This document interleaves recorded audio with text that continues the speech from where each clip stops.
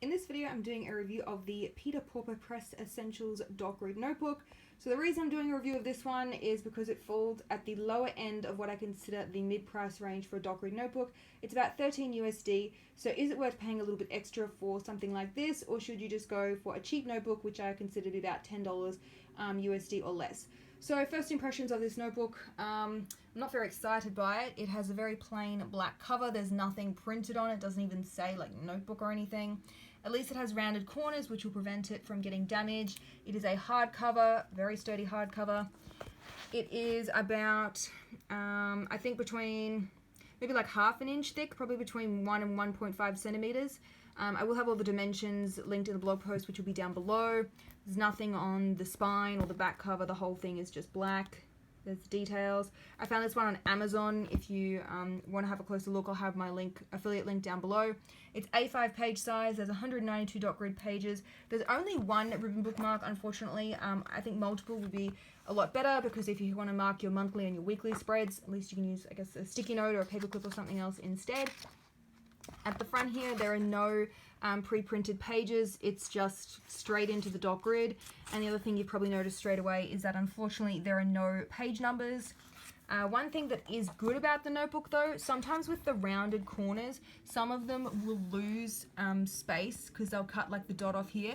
At least this one, the grid goes right to the edge without like losing any of the dots. And it's not too close to the edge, like you could still get a ruler there. It's not like they're half cut off sometimes. The doc grid notebooks will do that, and I'm just like, did you not check this before you sold the notebook? Now this one does lay flat pretty much on its own if you break the spine.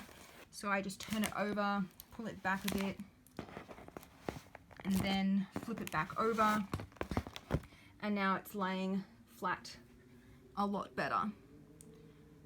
So nothing else really to say. It's ivory paper. Let's go straight to the pen test. So I did all the usual: ballpoint gel, fine tip, highlighters, and stamps. And the paper quality, I think, is comparable to those cheaper notebooks I mentioned earlier. I don't really think it's worth paying a few dollars more. I've seen better notebooks that cost less, like the Clever Fox costs less and has better paper, and its paper is more brighter white, not this yellowy ivory color. So as you can see, pretty much everything had ghosting, and there was even a fair bit of bleed through for the dual tip marker pens. For the stamps and the highlighters, we have a bit of ghosting as well.